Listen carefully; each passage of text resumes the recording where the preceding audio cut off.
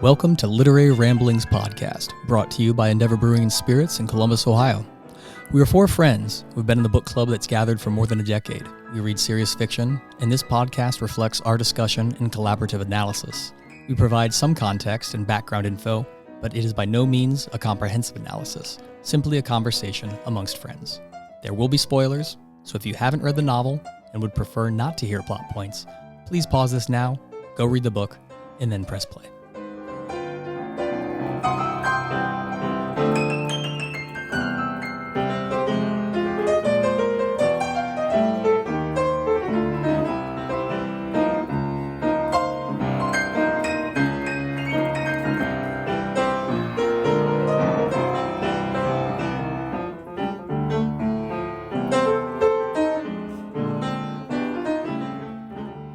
Hi, everyone. I'm Joe. I'm Scott. I'm Wes.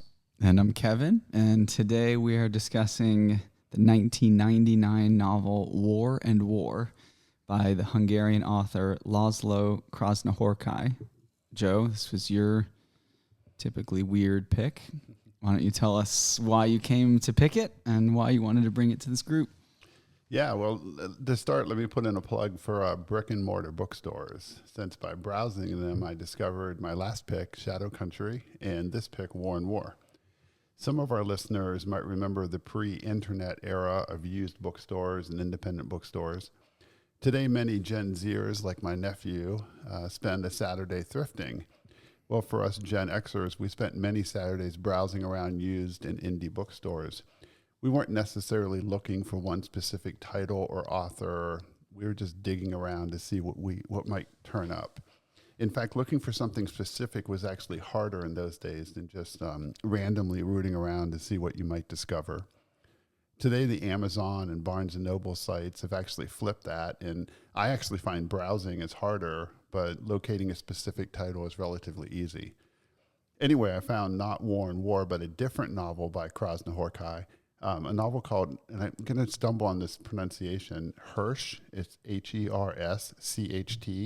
and then the number 07768. So kind of an odd title, and thought it looked interesting. It had kind of interesting cover. It looked like one of those books that would appeal to me. It kind of had like that, literary cover. So did you judge a book by the cover? I did, yeah.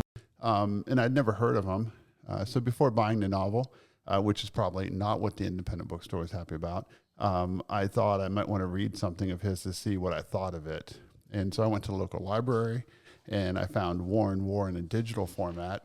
And so long story short, I read it. It really stuck with me, and I decided to reread it and select it as the topic of today's episode. Meanwhile, I went to Amazon and bought it there.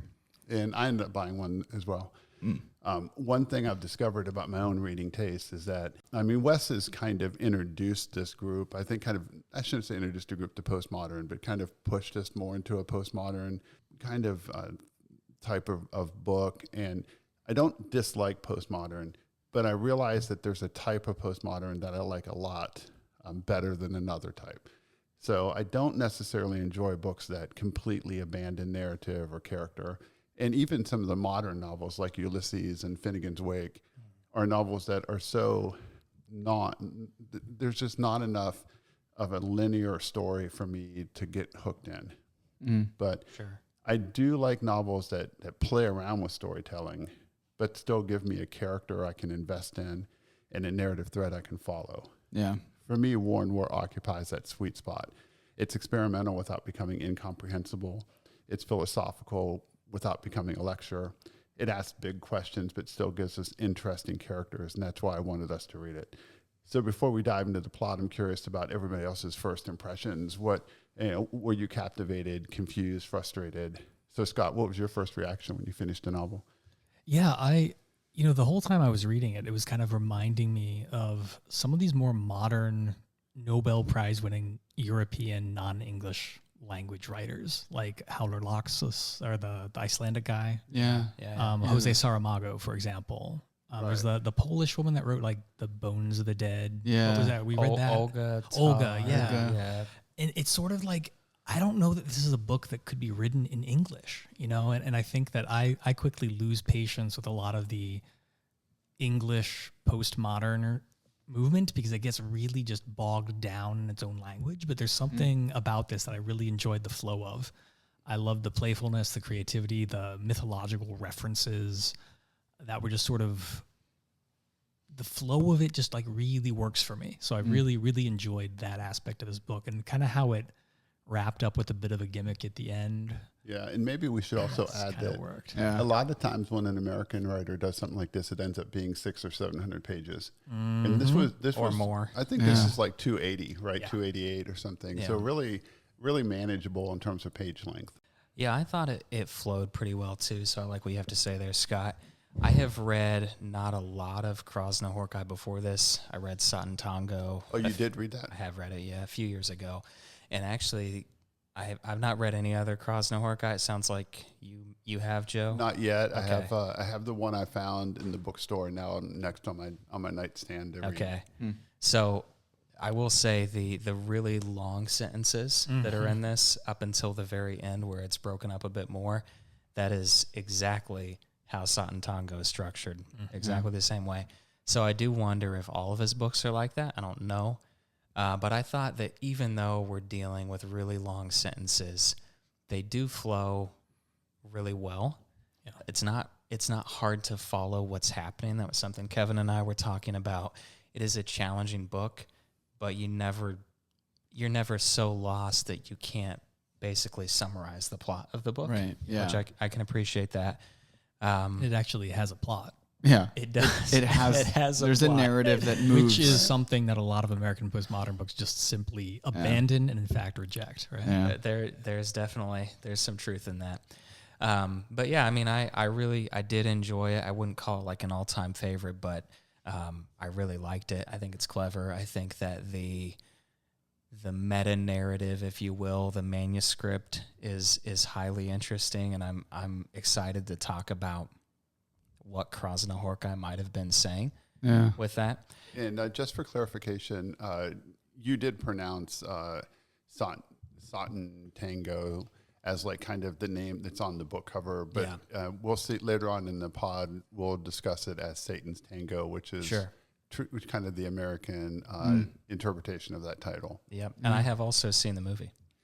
Yeah, which we'll talk about that later on as well. Yep. Of course you have. It's probably 7 hours long. It is 7.5 mostly hours static. long. Oh my God.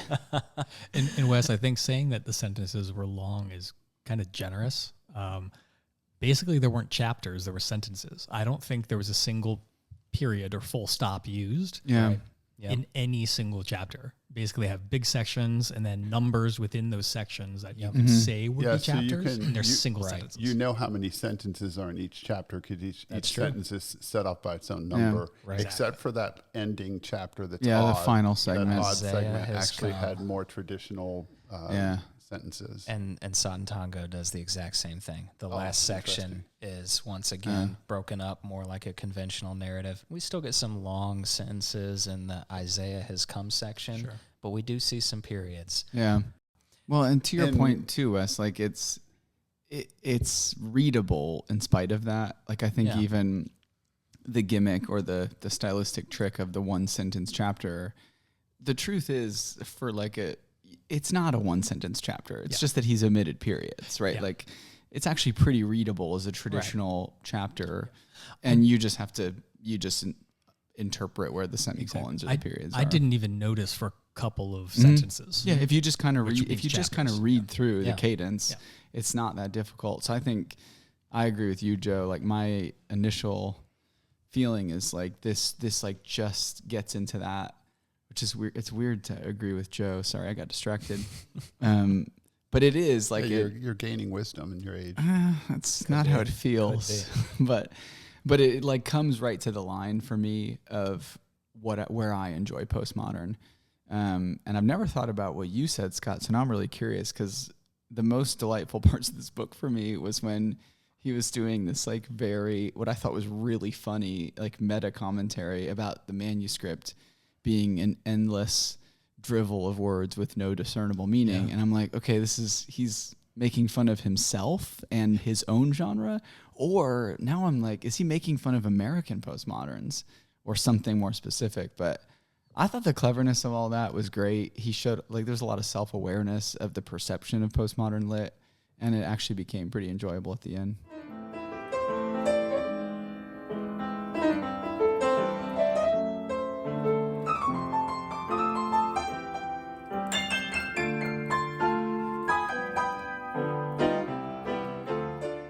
All right, let's take a minute to learn about László Krasznahorkai. So before we dive into War and War, it turns out that he's one of the most celebrated contemporary writers in the world, and he's often mentioned alongside the greatest living novelists. He's known for writing challenging philosophical fiction with incredibly long flowing sentences. He was born in 1954 in eastern Hungary, not far from the Romanian border. His father was a lawyer. His mother worked as a social security administrator, and he grew up during the communist era in Hungary. Interestingly, he originally studied law, but he realized that becoming a lawyer just wasn't for him, and eventually devoted himself entirely to writing. So László reports that his father concealed the family's Jewish heritage until he was about 11 years old, and his grandfather changed the family's surname from Koren, a Jewish surname meaning ray of light, to Krasznahorkai. In 1931, as Hungary was experiencing a rise in anti-Semitism, the new name sounds more traditionally Hungarian and is the name of an historical Hungarian castle. So if you've been wondering whether Koren's name in War and War is accidental, it's almost certainly not. All right, we've already mentioned his first novel, which Wes pronounces Satantango. Is that right? Yeah, it's all one word. Yeah. But it translates as Satan's Tango. Satan's Tango. Came out in 1985. This book established him as one of Hungary's most important writers. It was adapted into a somewhat legendary 7.5-hour film directed by Béla Tarr, which Wes has seen and is probably the only American who has. It's, anyway, beginning a fairly well-known writer-director collaboration. Wait, did this become a movie? War and War? Yeah, so the melancholy of no, War and War did not. Okay, War and War did not. Okay, that was my curiosity. But they did a second movie based on the melancholy of resistance. Okay, turn that into a film called The Workmeister Harmonies. Also very good. And You've seen it? I have. Oh my word! Well, this one's only 145 minutes long, so it's watchable. It's in black and white, made up entirely of 39 slow-paced shots. So it sounds like a Wes film. Yeah, so one thing that really shaped his writing was travel. And after spending most of his early life behind the Iron Curtain, he was finally able to travel outside communist Hungary in the late 1980s. And he later spent significant time in China, Mongolia, and Japan. While he was writing War and War, Krasznahorkai spent time in New York, where, shockingly, beat poet Allen Ginsberg let him stay in his apartment and even offered advice as he worked on the novel. It's kind of wild to imagine this quiet, intensely philosophical Hungarian novelist getting writing advice from the author of Howl. I like it. I wonder if he was the guy crouching in the back room and Ginsberg was the translator. The translator. No, I think he was the guy with the mannequins. Oh, yeah. Definitely. I mean, that's good context for what the novel becomes. I mean, this was shortly before Allen Ginsberg would have died, because Allen Ginsberg died in the early 2000s. So he was close. So Ginsberg was probably in his 70s or 80s at this time. Yeah, I'd be really curious to know how their acquaintance came about, because of course in the novel, Koren stumbles into two different apartments in New York under bizarre circumstances in both cases. Yeah, but apparently this time he spent in New York made all that that whole section of the novel that takes place I think it's in Washington Hills is what it's called. Look this up, like the 159th area, West Side street area. Or it's further up from the Upper West Side, and it's past Harlem. Okay. I think it's called Washington Heights, maybe, or Washington Square. I kind of looked it up, but I forget what it was called. But there's all kinds of he would have to have known New York City, what the subway comments he makes, the train to take, where he's going, things like that. So he's definitely was there and spent time there when he was writing the novel. I wonder too, even in Ginsberg's older age, he still could very well have been dabbling in cocaine. So maybe that is also playing a part in the story. And that could add to the cocaine part. Yeah. Maybe found it in the bathroom. Hidden behind the Ginsberg's hallway. Yeah. Ginsberg, what have you been up to? Ginsberg, you think he was sharing a bathroom at that point with the other tenants in the building? Could be. Don't put it past him. I also think it's interesting that even though his novels often feel incredibly dark and even apocalyptic, critics consistently point out that they're not simply nihilistic. The Swedish Academy, when they awarded him the Nobel Prize in Literature, praised his work for reaffirming the power of art, even in the midst of apocalypse. That's interesting. I wonder if this will come up later, because I feel like maybe, Joe, you said something in your pitch about this book. I didn't actually find it to be quite as dark and depressing as I thought it was going to be. So I think that that quote is interesting. Like, let's see, you mean that the Puerto Rican lover who's basically a domestic slave servant? Yeah, that's bad. And has no name, as we discussed. Her name is Maria. Oh. She is named once or twice. Yeah. Named by the interpreter? It is ambiguous because the time that there's a graphic, violent abuse of her. That one scene. He screams her name twice, Maria. Okay. But he screams the name Maria. We assume he's yelling her name. Yeah. But he could be just naming a woman that maybe he had just been with or something. I don't, but most of the stuff I've been able to research, most people agree that her name is Maria. Yeah. But we definitely know she's Puerto Rican. Yeah. He claims he rescued her from poverty. Yeah, exactly. And that now she's basically his basic. She's completely dependent on him, and apparently she can barely speak English. Well, and I would even in spite of that, Hungarian. Or Hungarian, and in spite of the squalid setting of most of it and the darkness surrounding it, is planning to commit suicide, and that ultimately the whole book moves towards his suicide. I actually felt like the book at times feels light. That War and War is a manuscript basically proclaiming that the world is simply endless war. Yeah, Kevin, all we're gonna do is none of destroy this is ourselves. dark. I could see that. I don't know, man. It's like Corin's journey is not that dark. Corin's journey is this like hopeful. I don't know. I think it's funny. Like, I think that the journey itself, if you map the plot out, is incredibly dark. The subject matter itself is incredibly dark, but it's not told in an apocalyptic way. Right. It's told in a way that is actually kind of hopeful. Mm-hmm. And I think that contrast, that tension between the subject matter and the way the story is told is one of the things that I enjoyed the most about it. Yeah, that Corin is not like a darkly morose individual, but he's passionate and he's actually hyped up by some bizarre optimism about what he can give to the world if he can just get this manuscript out there. I don't know. I think the tone of the book, that I can't argue the subject matter is dark. I think we all agree. The tone is a little bit more ambiguous. Yeah. And there are definitely some moments in the book that are legitimately funny. I'm not going to say tons and tons, but there's comic relief in there. Yeah. Like Mannequin Boy. Sure. Yeah. It looks like a bat. Anyway, our author here has collected pretty much every major literary honor. And before the Nobel, he won the International Man Booker Prize in 2015, which is a body of work award.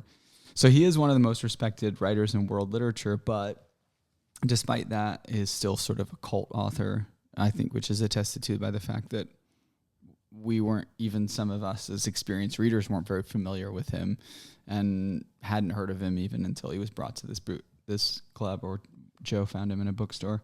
Readers tend to discover him through word of mouth, through Bellatar films, or after hearing someone say, you have to read this guy if you're willing to work for it, which is, I think, what I'll say to people. He's worth it, but it's some work. Yeah. But it's not the kind of work that, I don't know, I'm trying to think of, like, think of people like The Tunnel. It's not Finnegan's Wake. Finnegan's Wake. Or Wes and I said in the car on the way here, I don't even think it's as hard as like Gravity's Rainbow. I mean, it's not as hard as Gravity's Rainbow. It's not Pinchon hard. It's a readable. Because there aren't Pinchon famously has just 100, 200 characters, and it's hard to even figure out who the main character is. Right. This has one main character in a number of minor characters, but not so many that you lose track. Yeah. It's almost like, so it reminds me a lot of the difficulty of Jose Saramago, Yeah, I think that's a great comparison. Or these other non-English language modern Nobel Prize winning authors. It's like there's something about the English language in postmodernism that they try to make it difficult. It's like the response when someone asked Joyce why he made Finnegan's Wake so difficult. It's because it took him was it 14 years or whatever it was? It should take you that long. It should take you that long to read 17. it. 17 years. Yeah. It took me 17 years to write it. It should take you 17 years to read it. It's almost like this. They have to prove something by making it indecipherable, as opposed to just kind of embracing the tenets of it and letting it flow. Whereas Arno Smith said, according to Wes, I don't know why anybody would read my stuff. Yeah. Right. He was writing it, but he couldn't fathom why anybody would spend time reading it. Yep. Also true. And I think, if you look around at what's being written today, postmodern writing coming from American authors is completely out of vogue. I can hardly think of anyone who's doing that. I guess Pynchon is still alive.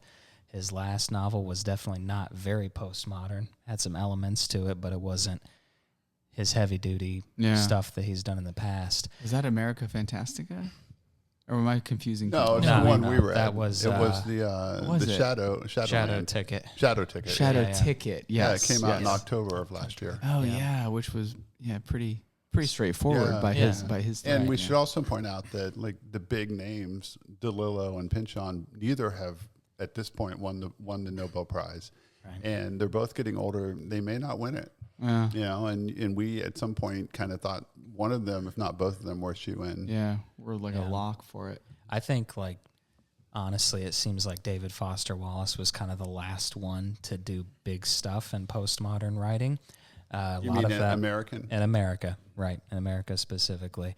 So I feel like as much as I like this style and I'd like to see it flourish, and I like the maximalism in America that is a little bit masturbatory probably. I still enjoy it.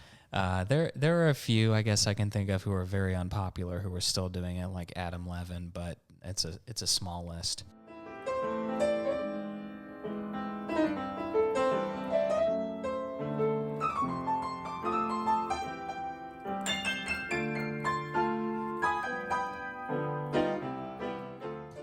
But to get back to War and War, before we dive into the criticism of War and War, let's make sure everyone knows what actually happens in the book.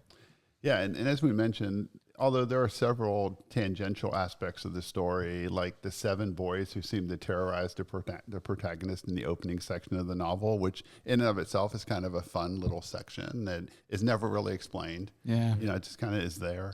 We're going to focus on the central narrative. So at the heart of the novel is a middle-aged Hungarian archivist named George Koren. Koren is a lonely, anxious, deeply isolated man who works in a provincial archive. He seems to live on the margins of society. He doesn't seem to have close friends. He seems somewhat uncomfortable around other people. Even before the novel really begins, we have the sense that he's hanging on by a thread psychologically. In fact, I believe in the very opening part of the novel, he actually identifies himself as suicidal.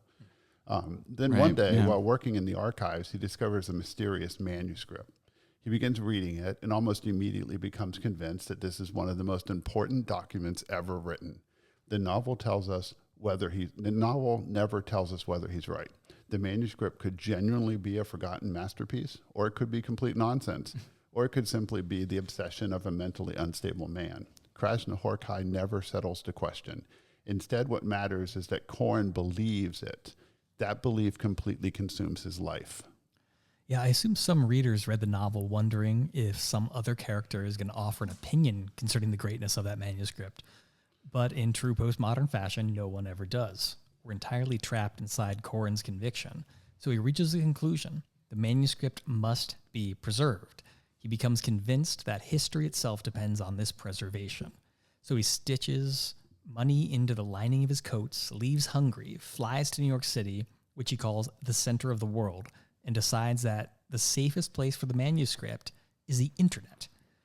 Remember, this is 1999, so uploading something to the internet for many carried this almost utopian promise of permanence that today perhaps seems naive. Yeah, and we did joke about, we don't know why he felt he had to do this in New York City, but center of the world.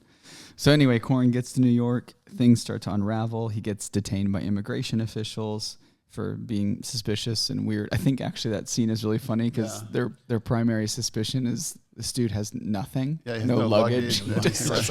He's got a trench coat with cash. He actually has a lot of money with him. So he gets robbed. He gets punched by a stranger. For no apparent reason, he struggles to communicate. He doesn't speak English. Eventually, he meets a Hungarian interpreter who becomes kind of the next major character of the novel, Joseph Sarvari, who agrees for a price to help him navigate the city. He helps him find a computer. He establishes a website for him, gets him set up in his apartment where he can begin the painstaking process of typing out the manuscript and uploading it sort of day by day onto the internet.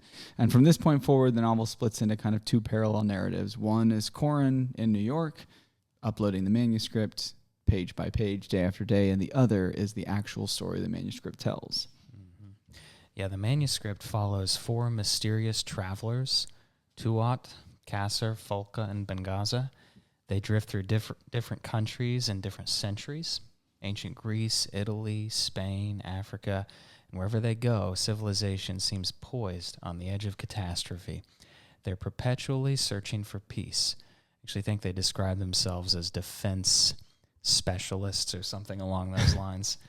And they're perpetually overtaken by war.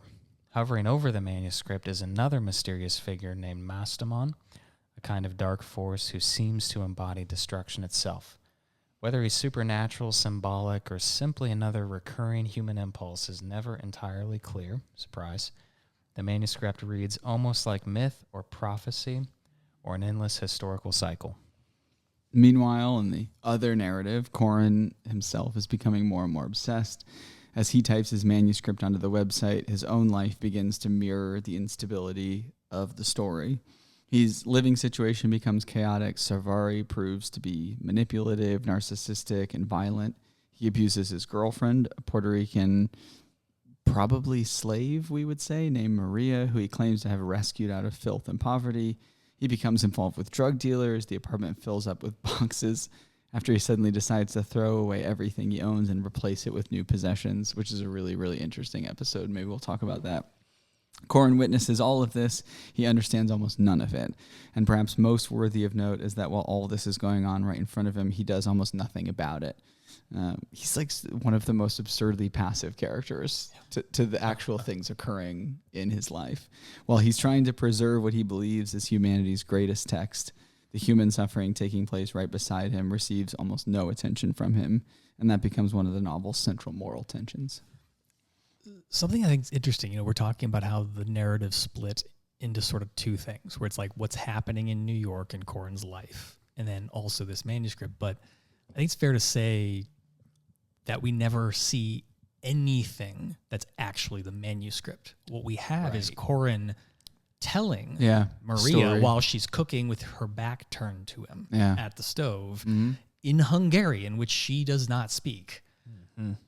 What he's currently working on, what's happening, transposing and uploading onto his webpage from this manuscript, whatever the heck is on his mind. So we're never getting a real-time story. We're actually just kind of getting this bit of a framed summary of the manuscript. Never, the manuscript text does not appear in the novel. Never. It's just Corin telling Maria, hey, I just typed this part, and this is what happened in the part I just typed. Exactly. And just kind of the way that you would retell a story that you were just working with, an hour or two before, where like you're not getting every detail, you're not getting the blow by blow. It's just sort of the big picture flow. When you're talking about, you mentioned flow earlier too, Scott. It flows, the way it flows between what's actually happening, quote unquote, present day for Corin and the manuscript is really interesting because it's so smooth. Yeah. You miss it sometimes. Yeah. Oh, for sure. And it's like, oh, hang on a second. We're not in New York anymore. The pronouns, sometimes you have to pause and be like, who do the pronouns actually refer to? And then you're like, wait a minute, we're in the manuscript right now.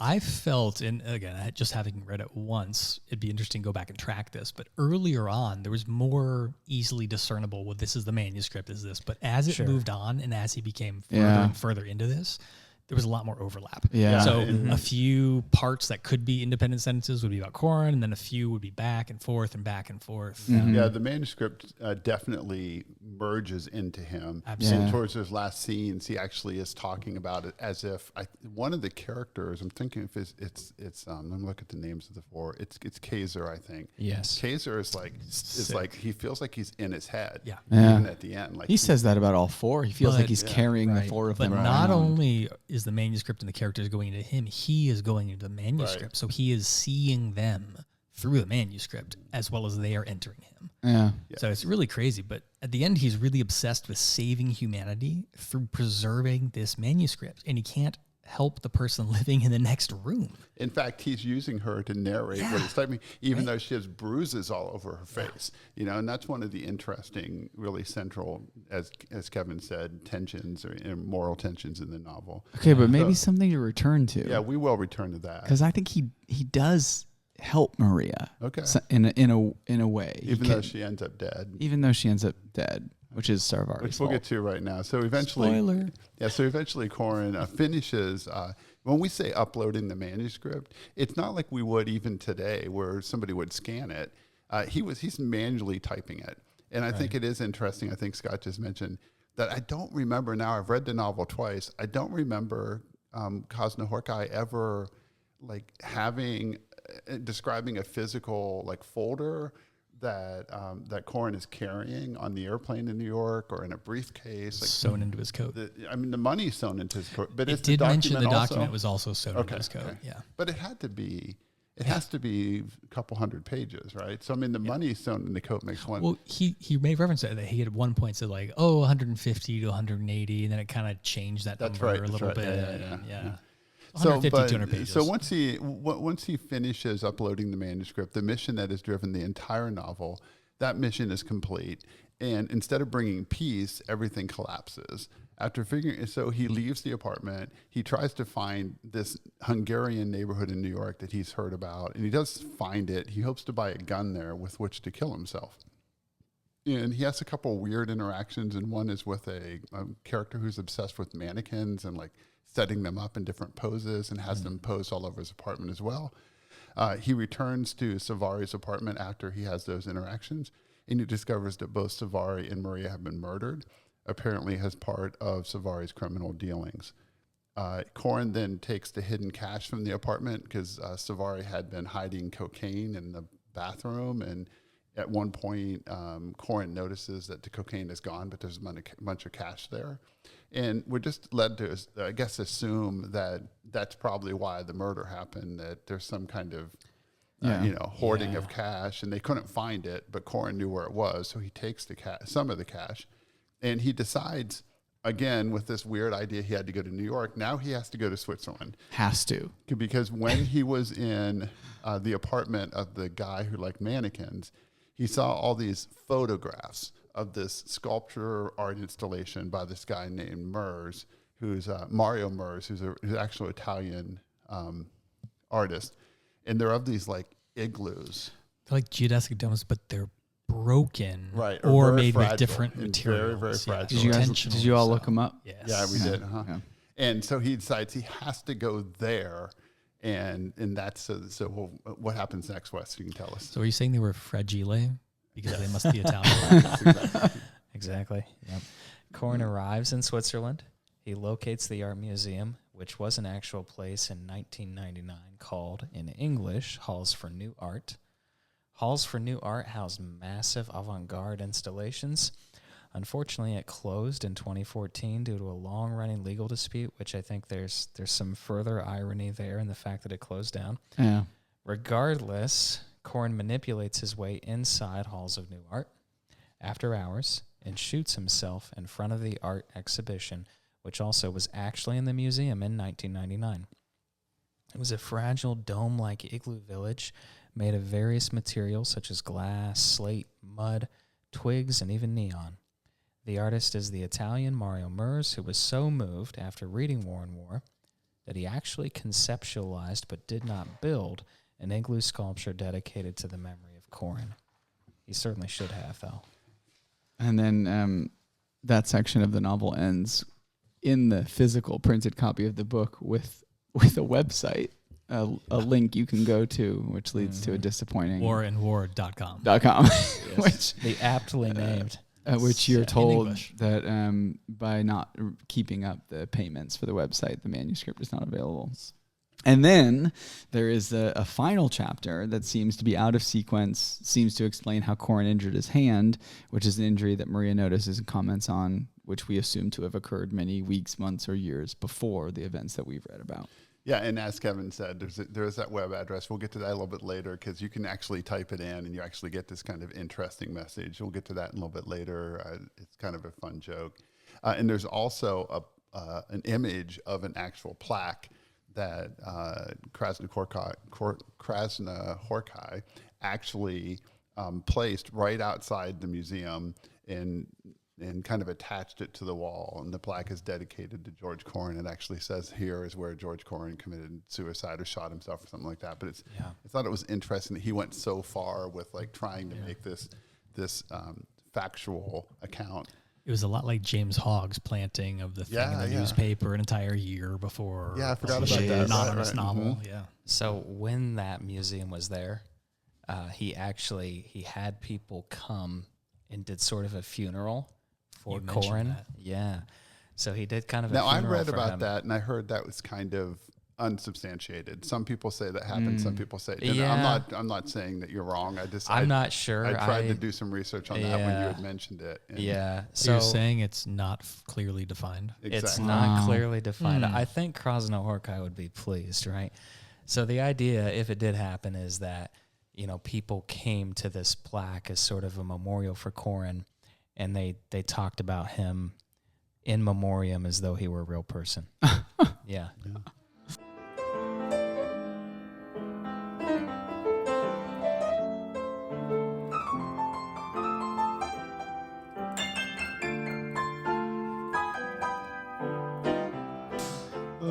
All right, are we ready to dive into some of the major questions of the novel? Yeah, let's do it. Sure.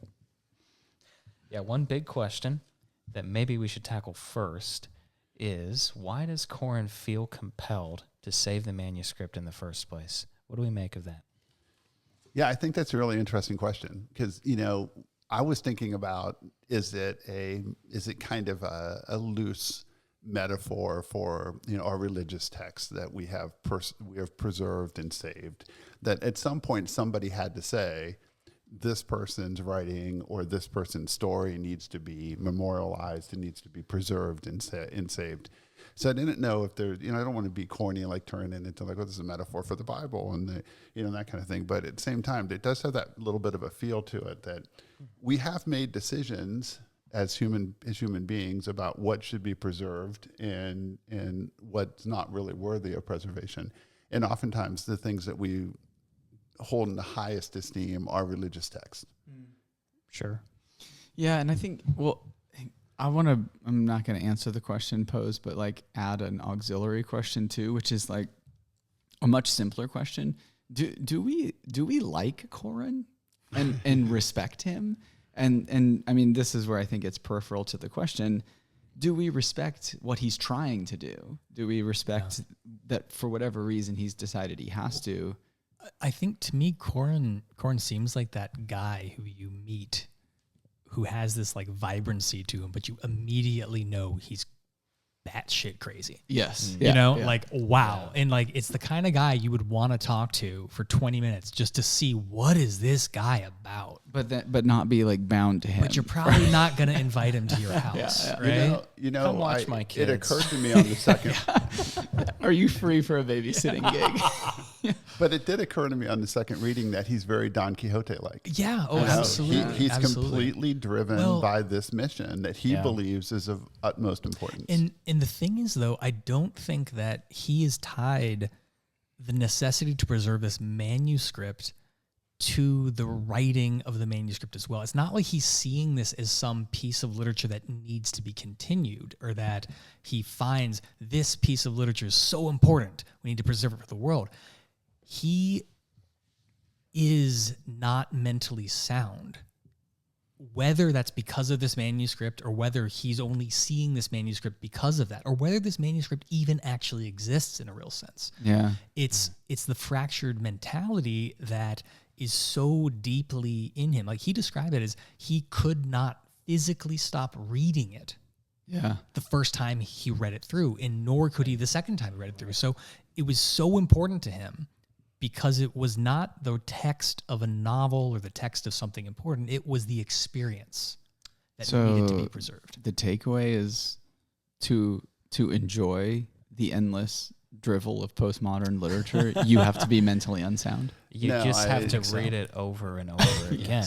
Well, but I think also along those lines, I was just fascinated by that idea that a lot of us, I consider myself to be, and I've been called in the past, like kind of a personality that's a seeker. I'm always seeking some kind of ultimate wisdom or some answer to like ultimate questions that I've eventually come to realize aren't answerable. Mm-hmm. But I think that this idea that here's this manuscript of mysterious origins that just happened to be found tucked away in some giant house of archives.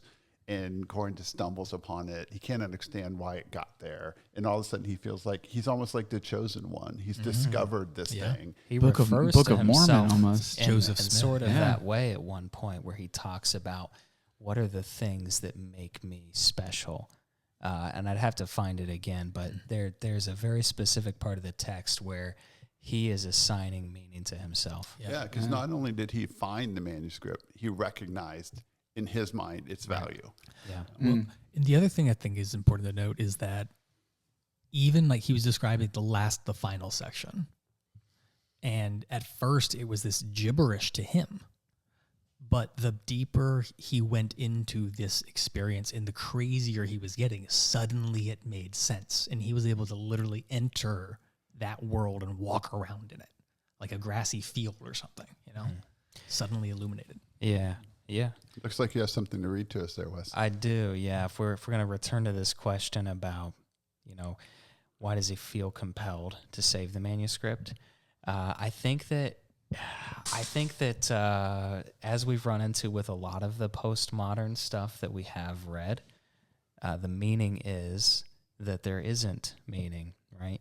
On page 149 of the ebook, he says, if there were just one sentence remaining at the end, as far as I am concerned, dear lady, it could only be that nothing, absolutely nothing, made sense, Corin remarked the next morning. Yeah. That builds on, I was going to say something earlier that what's so interesting about Corin's obsession with the manuscript is he's often quite critical of it. Of its refusal to provide meaning, of the length of its sentences, which is obviously and again, funny doesn't that also suggest a lot of like kind of the mysteries of traditional religious texts that kind of have multiple possible interpretations? And that's funny. I read it almost purely as like a self-aware, self-deprecating take on postmodern lit. Yeah, okay, but I'm also thinking like if we think about it as like the way we've preserved, biblical stories, and like for example, the Apocalypse, the last book of the Bible, is so kind of Revelations. I'm sorry. Yeah, Revelations. It's so like kind of full of possible interpretations with scholars arguing about what these things mean, and it's all rather almost intentionally ambiguous. Yeah. Kevin and I only believe in Tim LaHaye's interpretation of that. Is that the Left Behind author? The Left Behind author, of course. So anyway, let's move on then. Let's stay there for a minute. Well, I think beyond... Not if we want to have any listeners left. Yeah. I think more than biblical, though, it's really mythological. Right, that's what I'm saying. All these kind of religious mythological texts they all have a level of ambiguity to them. And actually, even I like what you're saying with the mythology, because I think a really central part of the book that doesn't get a lot of attention, it's actually mostly explained, quote unquote, explained around page 40. He's talking about Hermes, as though Hermes is this god that he's almost serving, and that Hermes is obfuscating all these things, right? That he can't. He's trying to go back to some kind of point of origin, and he refers to Hermes as the origo, and almost like Hermes personally delivered. It's like he had an experience directly with Hermes, which is what he considers this manuscript to be, is touching a god figure. And he's looking for something that is hermetically sealed. Correct. He says that several times. He's looking for something that's hermetically sealed that exists in and of itself. Yes. And there are crossovers into the Bible directly, like the Tower of Babel story. And that story Sure. is really But interesting. it's Atlantis, it's the Cretians, the Santorini, up to Hadrian's Wall. It's all this stuff just mixed together that are all often pre-Christian. Yeah, and I did think there were some parallels with the Tower of Babel story and the tall buildings in New York City that he's commenting on. And that's all to do with the structure. I mean, to Yeah. me, that was the central theme of the entire book, were the Tower of Babel and structures and edifices we build. And I thought it was actually brilliantly summarized in that last section, the cigarette, how it was building this tower of ashes that then simply crumbled. He was into the marveling ashtray. at it, Yeah, too. It was a very obvious. Really nice. Yeah. It's a good little metaphor, yeah.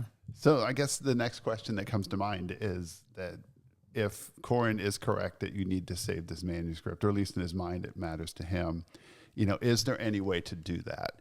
And that's, of course, there's always the idea that humanity will, at some point, we assume, unless we get off this planet, we assume at some point humanity will phase out.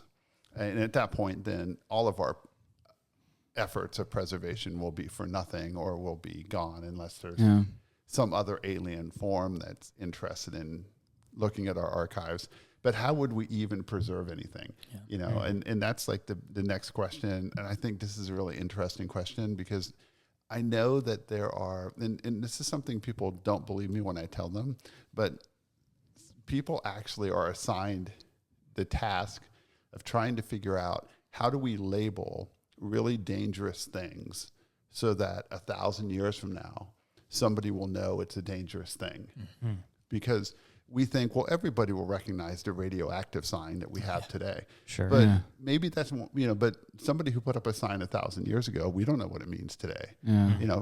Maybe, perhaps. So how do we label something to let future generations know, this is bad? So if we even struggle with like that basic idea of how do we even warn somebody of danger, how could you actually preserve something?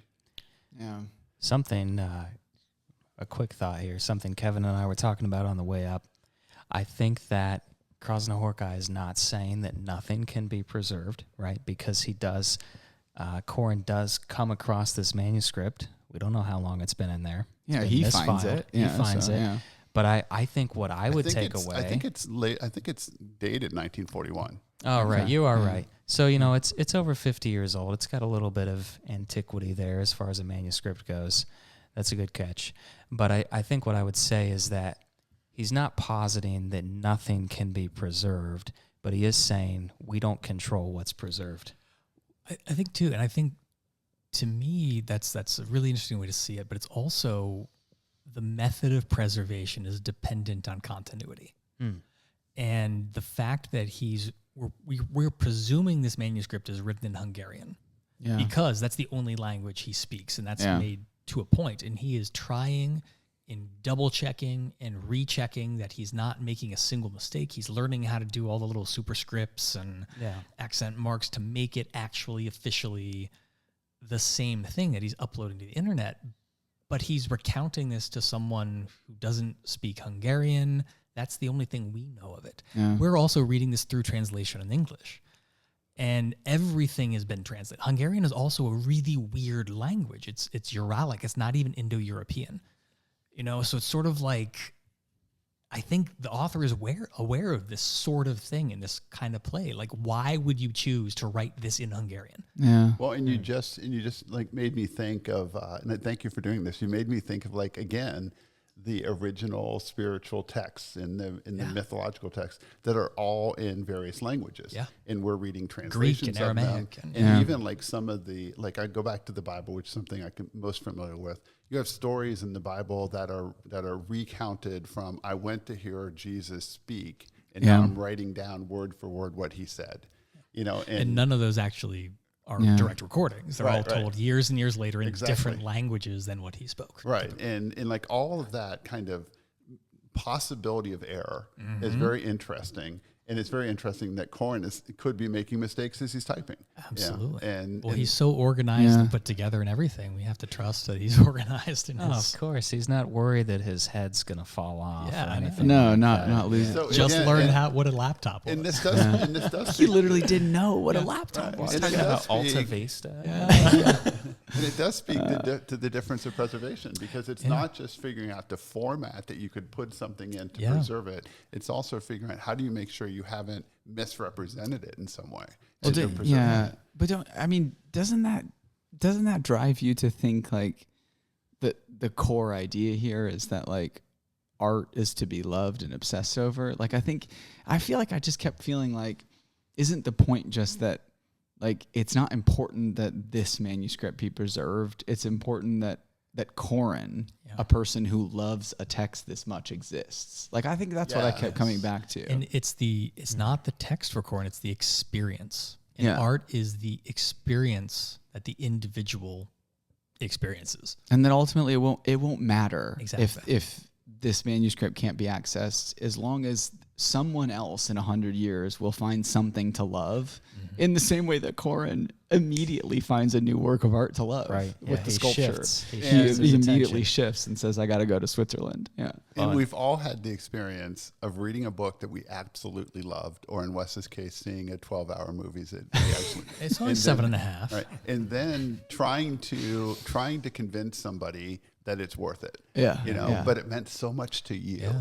And that's paralleled in Corin trying to talk to the Puerto Rican woman who's Maria, she's trying to survive. Yeah. And can't she understand also what he's can't saying. speak Right. Hungarian. Has her back to him the whole time. And so he can't convince her and she's paging through like a popular magazine as he's talking to her. Right. Yeah, right. He also talks to the stewardess. Right. About this whole Hermes theory, which is very much based in the text. So he harangues her. The really, really beautiful, stunningly beautiful stewardess who just decided to help him. Yeah, exactly. Which is a hilarious translation choice, stewardess, because obviously a term we don't use anymore. Right. Yeah, but in 1999, probably did. That segment made me question narrative reliability. Yeah, I was like, Corin, brother. But it's funny that like of all of the options, like he chose that the internet will save this manuscript forever. So here in 2026, that feels almost quaint, and it's not like it's a criticism of the author. It's actually kind of the opposite. So when it was published in 1999, the internet still carried the extraordinary promise. It was going to democratize knowledge. Nothing would ever disappear again. Everyone would have access to everything. If you wanted permanence, the internet seemed like an obvious answer. So when Corin decides to upload the manuscript, he's not simply using a convenient technology. He's reaching for what he believes is humanity's closest approximation of immortality. And he's convinced that once it's online, history can no longer erase it. Yeah, which is hilarious, obviously, as readers in 2026, because we tend to think like the internet is where all garbage resides now. We feel nearly the opposite. And now with AI, like what? Is it real? Is it to be trusted? Yeah. And like today, we know that the digital permanence is mostly an illusion. Websites disappear, servers shut down, companies go bankrupt, links die, formats become obsolete, files become corrupted, entire platforms vanish overnight. But it's funny because I think the author actually kind of understood this too, with making the fake website. Or the real website. Yeah. He clearly was in on the joke. Yeah, and as we mentioned earlier, that's one of my favorite jokes in the novel is when you type in that web address to your computer, it takes a few minutes. You have to let it sit for a little bit. And if you let it sit for a little bit, it actually then goes to the page not found. But then it has a message, and I'm going to read it to you. The request URL was not found on this server. Additionally, please be informed that this homepage service has been called off. Odd choice, due to reoccurring overdue payment.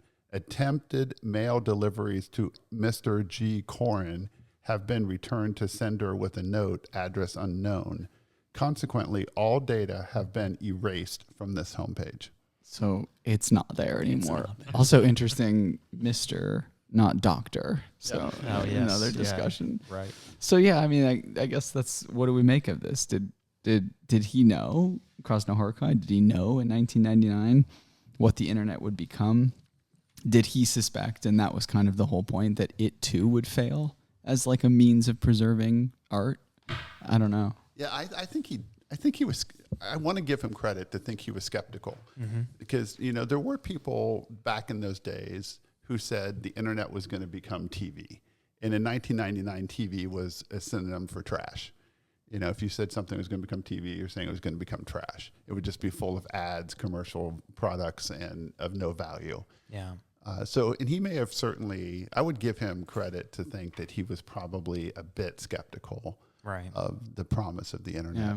Yeah, I agree. I do think, in all fairness to the internet, I do see some universities publishing texts that probably would be forgotten otherwise. I've read some things online that I just couldn't find anywhere else.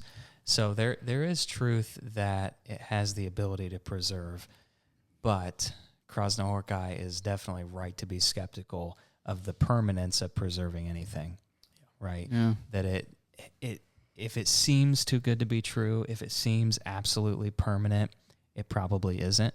And I think that, boy, I'm stumbling over my words here, but I think that Krasznahorkai just recognizes the limitations of our deciding. Of preservation in general, Right. perhaps. And especially our deciding what will be preserved. And how, in any attempt to actually preserve what it. medium it's going to be. Yeah. And I think that the decision has to be made continuously Sure. to preserve something. Right. Yeah. And the advantage the internet has is just you don't have a library that can burn down. You don't have a physical thing that needs to be erased because that's duplicated and replicated enough that there's overlap. So maybe it can be found. So it can be found. It can be shared. It can all these sort of things. So there's advantages to that, like Project Gutenberg, right? Sure. Like you don't have to have every single university in the world have its own deep library. Right. It's all shareable at the same time concurrently, but someone at some point has to make a decision that I'm going to continue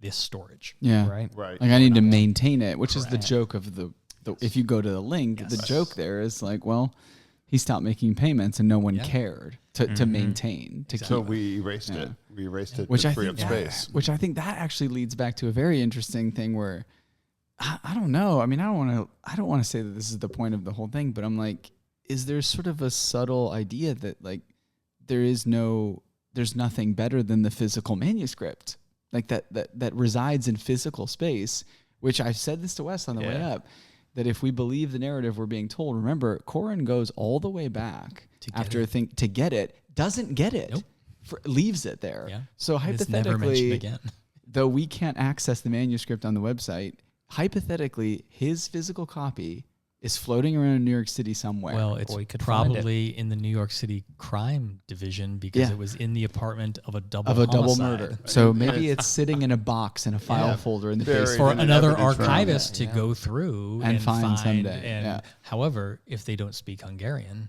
what are they going to do with it? What are they going to do with it? But I like the idea. Struck with which is the Tower of Babel. Which is the Tower of Babel, which is what it's all about.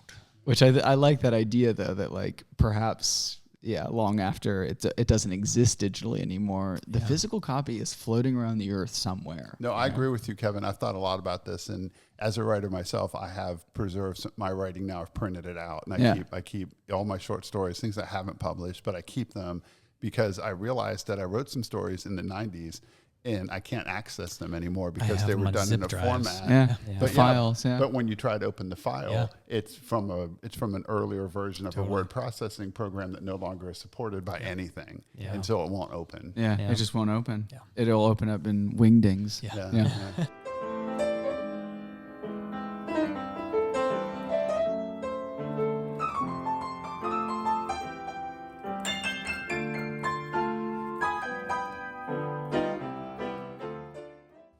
All right, it's time for the quiz.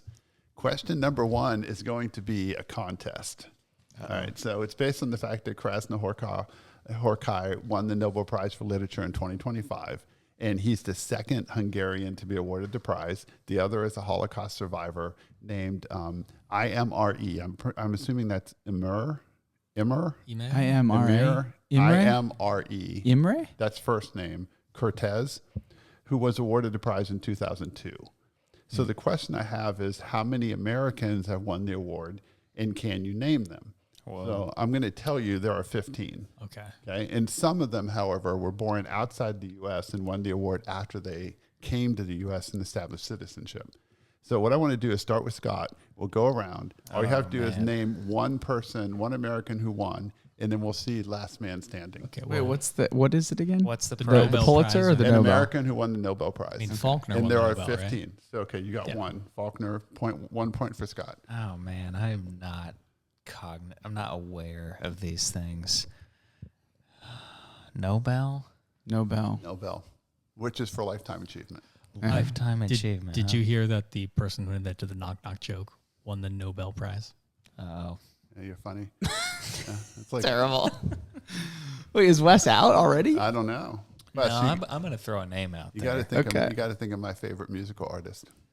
Oh, Bob Dylan. Bob Dylan won. okay. Why'd you give him one? Because I feel bad it's too for him. early. There's 15, and he can't even think of one. Oh my god. Bob Dylan definitely controversial in winning, but he did win in 2016. Philip Roth won one. Let me see. I think you are correct. Nope. You want to guess again? Well, I mean, did Fitzgerald win one? Yes. Yeah. No, he did not. Really? A little bit too early. The prize wasn't established. Steinbeck. Yep, there you go, Steinbeck. Steinbeck won one. That makes sense. You can think in that Faulkner Steinbeck trilogy. There's one other person there. Would I mean Hemingway? There you go. Yeah, Hemingway, it would have been Faulkner, certainly Hemingway, Steinbeck were the big three. Yeah, like post. But World War II. Gertrude Stein never won. No, but she's not American either. That's right. Got any more guesses, Wes? I don't know. There are two more like classic Jewish writers where you mentioned Philip Roth, and they won in like the 70s. So think about that. That might give you a little clue. And there's also an Ohio writer that Kevin likes a lot. Yep. I was keeping a few in my pocket, but you're just handing out answers Well, now. no, I mean Wes isn't saying any of them. So. I don't know. We Okay, read Wes is out. one by I'll that go ahead and Nobel go Prize out. winner, not Kevin? Well, I'm gonna pivot. I think Robert Frost won one. He did not. Really? No. So these guys are allowed to like just answer two wrong. Yeah, I guess. How many are you going to Apparently. get wrong before we kick you out? Toni Morrison. Toni Morrison, Yeah, yes. don't- Okay. It was Alice Munro American or Canadian? Because I know she spent time She did not win the American as an American, but she may have won. I think she yeah. won a Nobel Prize, but I think she's not on Canadian my list of officially Americans. listed. Okay. Oh, let's see. Here. Somebody who has a movie called Oil. Oh, Upton Sinclair. Upton Sinclair. Oh, wait, then I'm wrong. I was thinking of the other person from that era. Oh, he read the book Oil, and the movie was There Will Be Blood. No, it wasn't It's person I get confused with Upton Sinclair. It's Sinclair Lewis. Sinclair Lewis. Main Okay. Street. Main Street is. That's right.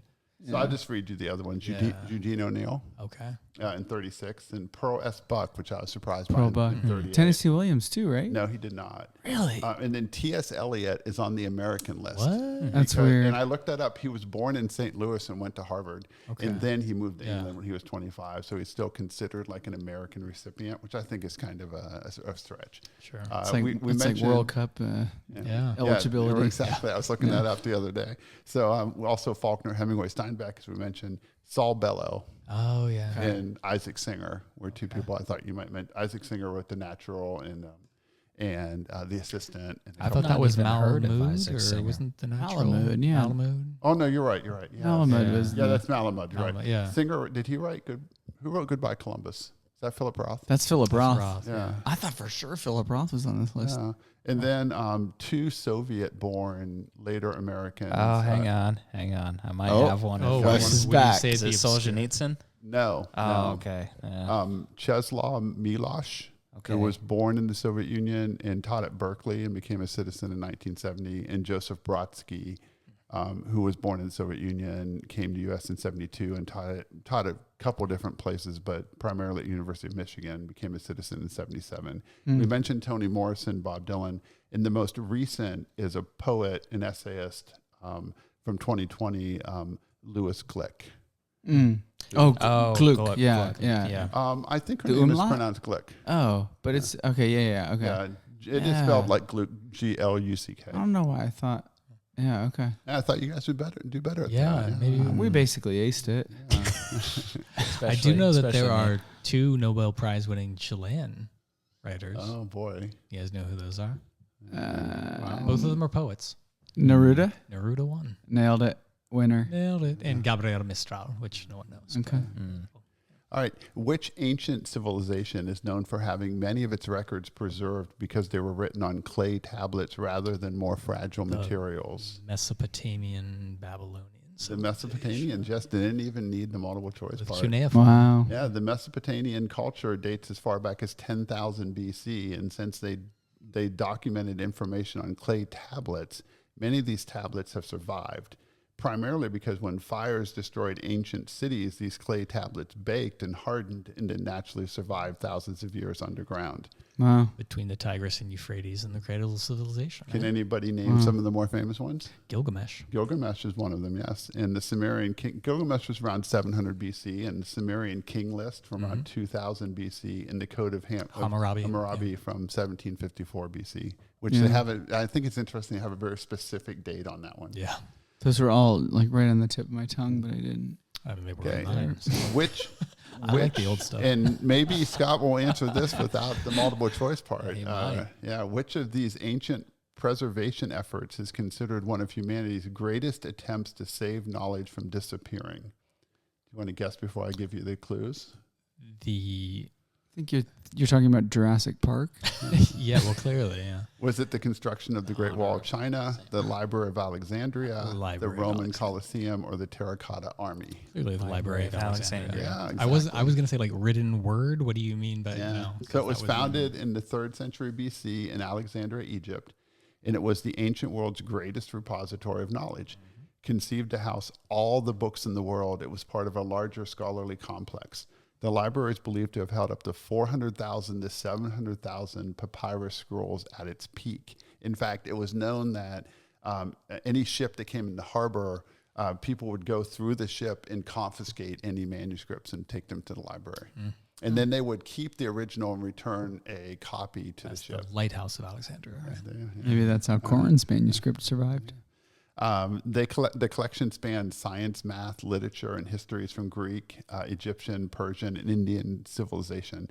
And contrary to popular myth that the library vanished in a single catastrophic fire, historians now agree it was gradually destroyed over several centuries of decline, including Julius Caesar's siege in 48 BC and many civil wars in the late 3rd century AD. So keep your libraries funded, folks. Yeah. I mean, a good plug for libraries, but Yeah. also such an interesting parallel to the book. We literally just had the conversation of if people don't maintain the digital record, right? Like if these physical buildings. Well, And you might think I just make the questions randomly, but I did actually about, assume that you didn't really put any thought into it. Right. Yeah. Figured. So, as we mentioned, Krasznahorkai's novel 'Satan's Tango" was made into a 7.5-hour film that, of course, Wes has seen. right. I And did no one else. I did actually three other look people around the into world. like how you can see it, and it's only streaming on some remote, like unusual streaming platform. And I did find it actually on a website that's been uploaded, but once you got through like the first 15 minutes, all the audio was gone. But are the domain fees paid? I don't know that. Mm. Yeah. I got the DVD from the DVDs from the library. Oh, they had it in the library. Yeah, they Nice, do. okay. It's in the consortium. Wes actually downloaded it on Napster. No. It was LimeWire. Yeah, it's one of the two big ones. It's on MySpace. Oh, no. In terms of non-cinematic films, there's a film called Logistics, or Logistics: The Art Project. It was a 2012 Swedish experimental film. Wes, I'm not sure you've seen this one, but it runs for 857 hours. Oh my god! Which is 35. I've heard of it, which is actually. 35 days and 17 hours. It's widely considered the longest film ever made. The project was filmed in real time during a trip to and in locations at a factory, following the route of a product's manufacturer from the store in Stockholm where it was purchased to the factory in China where it was manufactured. What's it called? It's called Logistics, and it's 857 hours. It's considered the longest film ever made, but it's not a cinematic film. So when we talk about a cinematic film, this is a film that would be made with the intention of it being shown in a theater and perhaps consumed in one sitting, or at least in a day. Well, it's also edited for narrative effect and not just. Well, but there are almost also this- documentaries and things in there. Sure. So, yeah. It's on IMDb. 857-hour film. All right. So my question is, in general, based on the website I found, which could be in question, which is the longest cinematic film ever produced? Okay, Wes, do you want to take a guess before I give you clues? Before I give you options to pick from? I haven't looked at this in a while, so let me hear what you got. Okay, so I got one. It's a Filipino film from 2004 called The Evolution of the Filipino Family. There's a Chinese documentary called Dead Souls from 2018. These are all real films and they're all long. You said pick which one's the longest. There's an Italian epic drama, The Best of Youth from 2003. I've seen that one. There's Shorter than Tango, actually. There's a British documentary called Raison, which is Swedish for The Journey from 1987. And there's a French experimental mystery film, Out One from 1971. I'm going to go with B, the Chinese version. Dead Souls. Dead Souls. I'm also going to go with B. These lists are changing often. I haven't looked in quite a while. I am completely guessing. Yeah. I'm going with Out One, the French masterpiece. Yeah, which is the second on the list. Out One is 12 hours and 55 minutes. The longest one is the British documentary called Raison, which is 14 hours and 33 minutes. Yeah. And it's by Peter Watkin, and it's made between 1983 and 1985 over several continents and structured around the theme of nuclear weapons, military spending, and poverty. And ordinary people are asked about their awareness of these issues. It's generally considered the longest cinematic film ever made at 14 hours and 33 minutes. Best of Youth is actually really good. I would recommend it to and Best anybody. of Youth is 6 hours and 6 minutes, and it's actually was shown in theaters as 2 3-hour films. So I did some research on that. Dead Souls is about, trying to remember, it's about Chinese workers in a particular plant, and it's 8 hours and 15 minutes. And The Evolution of the Filipino Family is 10 hours and 24 minutes. And Out One is 12:55. Okay, so remembering Corin wanted to preserve the manuscript on the internet, let's consider how much publicly available written text is estimated to be on the internet currently.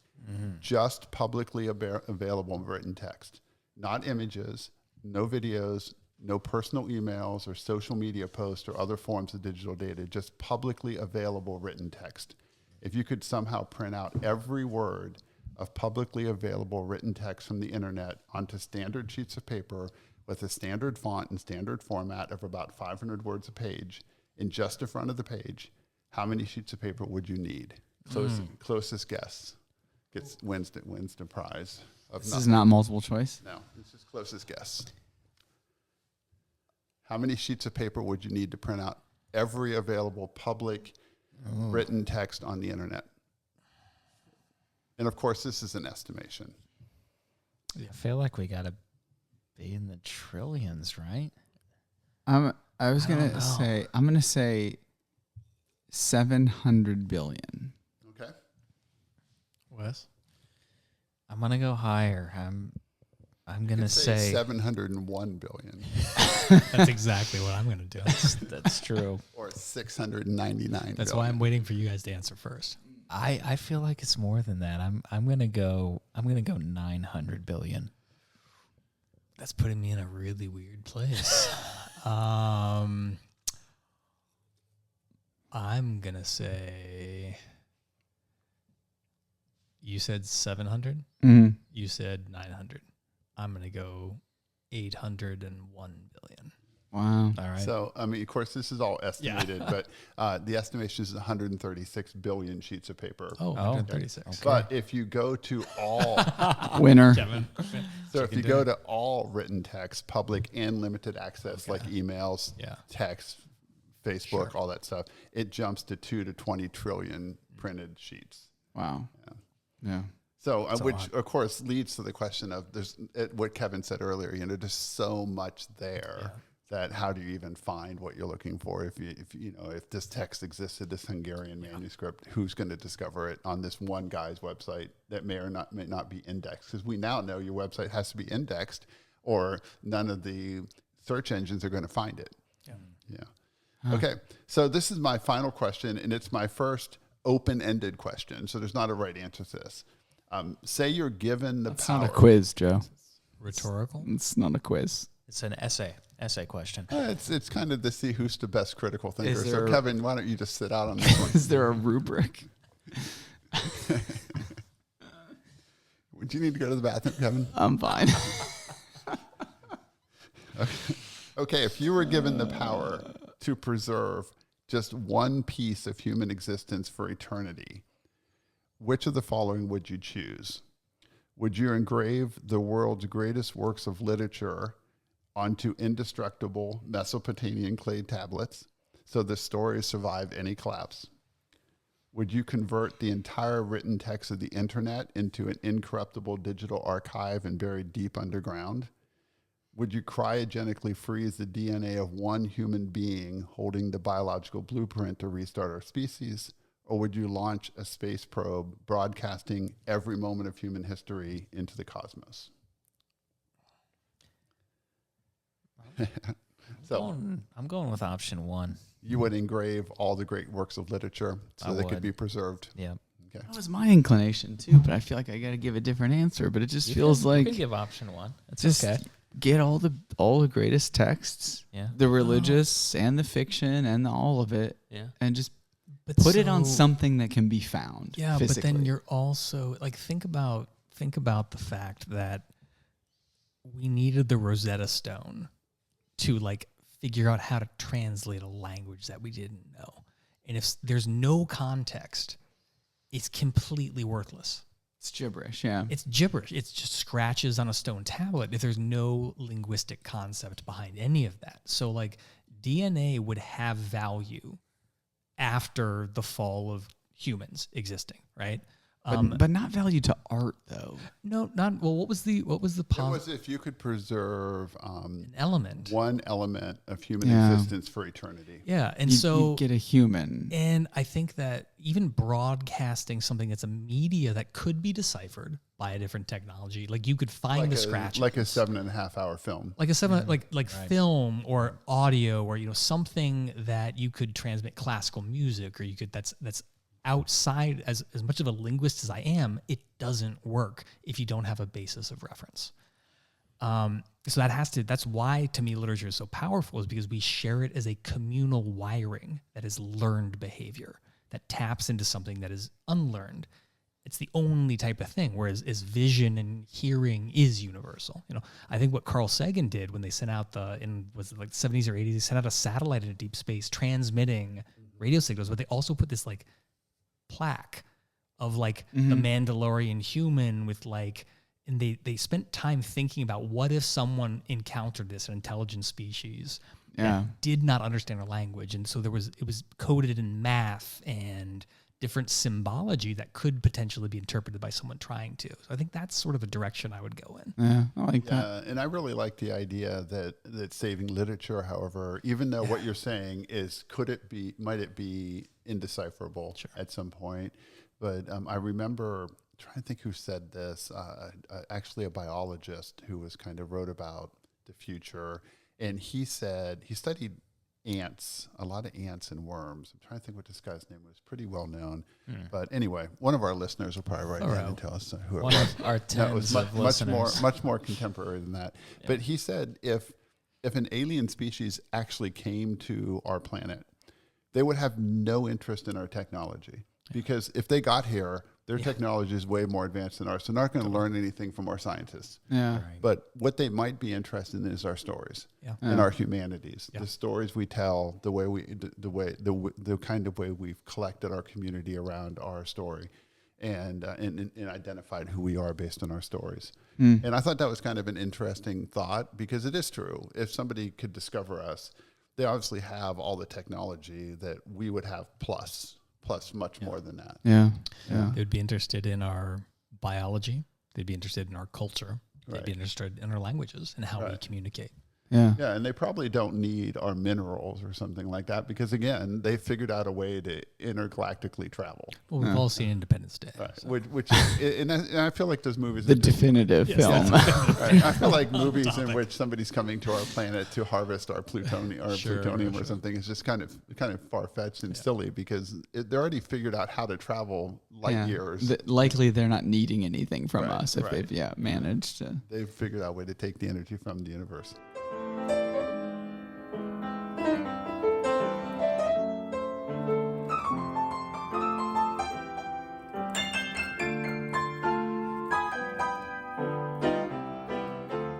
I was gonna say this feels like weirdly like a pivot back to the book. Yeah. Well, let's go. Let's get back to the because I think back to the analysis. Well, I think your final question, Scott making a good point that preserving all the great works of literature on clay tablets is a great concept, but like what if the discoverer of those tablets can't make any meaning out of it? So I think we'll write them in Esperanto so that anyone could understand. So anyone could know.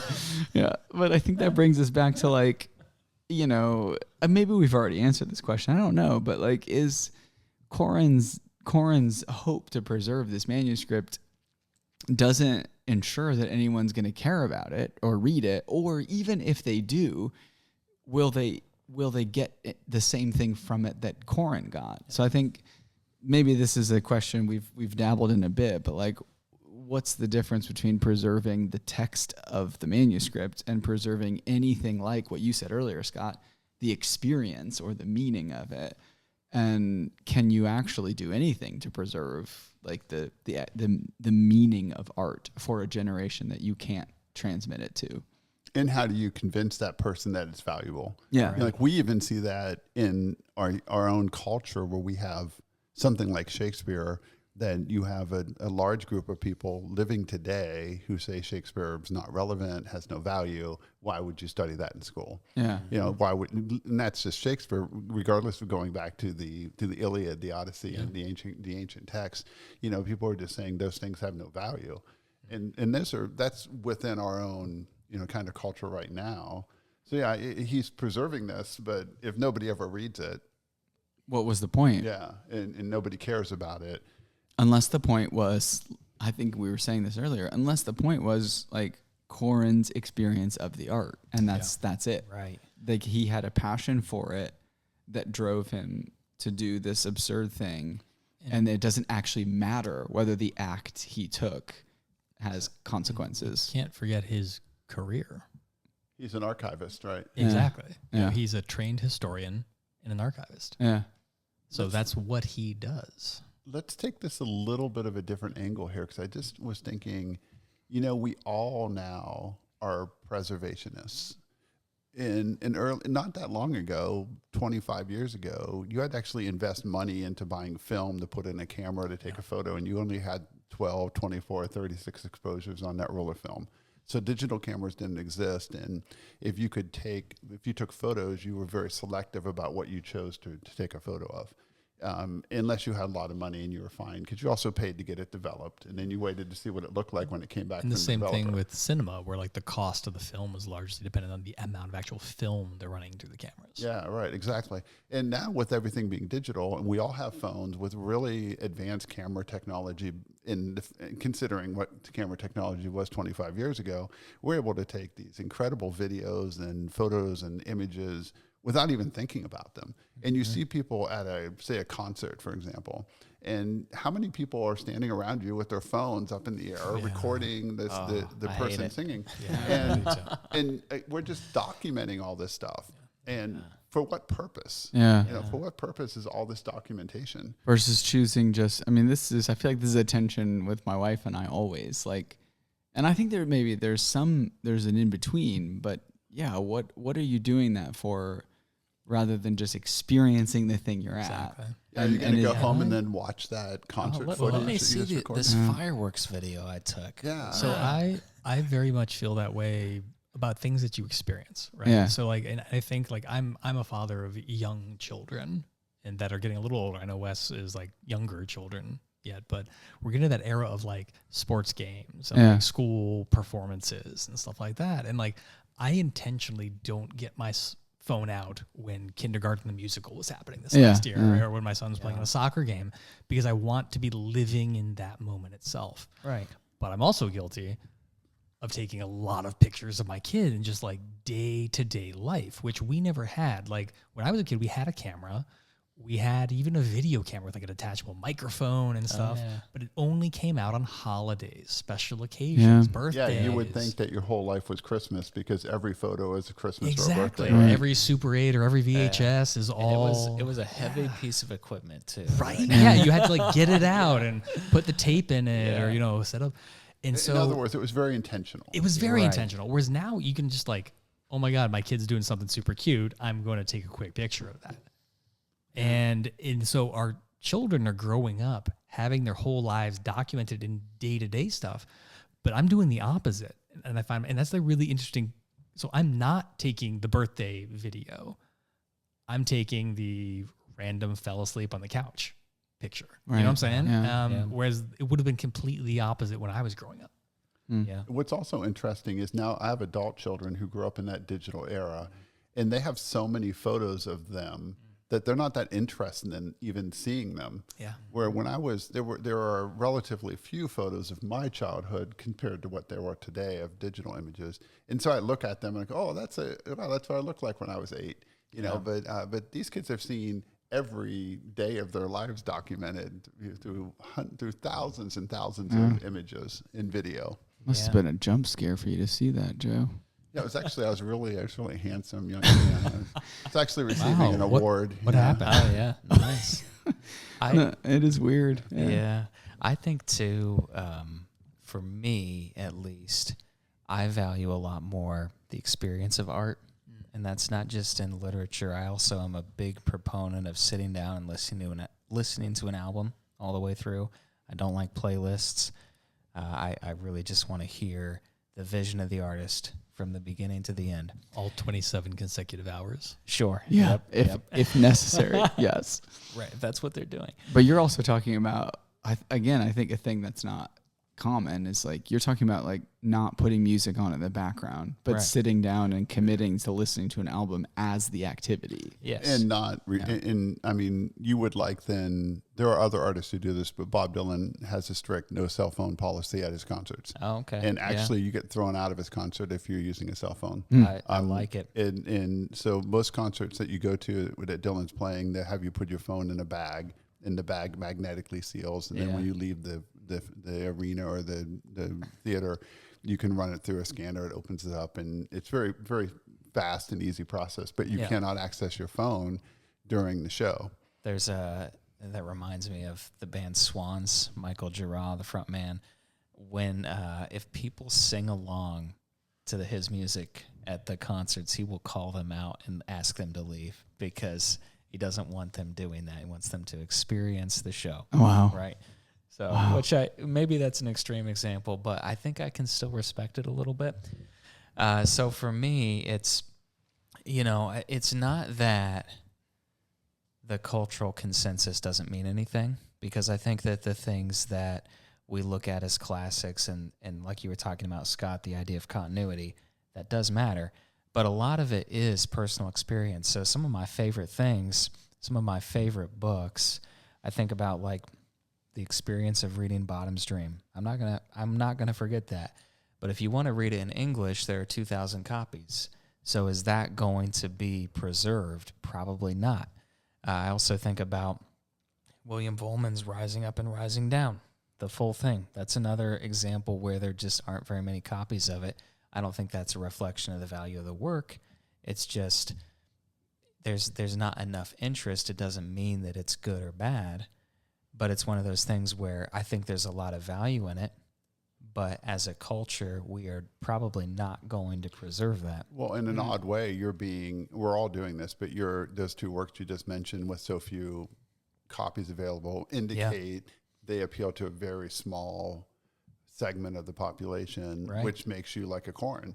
Like you see value in Bottom's Dream and reading Bottom's Dream. Yeah. And if there's only 2,000 copies, there's what are there, 400 million Americans? Yeah, something like that. So, the percentage is really low if there's 2,000 copies of that book of the people who find value in that. So you're almost, you could be like a character in the novel where like, you're this crazy dude who, and people do think that when they see you reading a 3,000 and paid novel, and they're saying, what the hell's he doing over there? Yeah.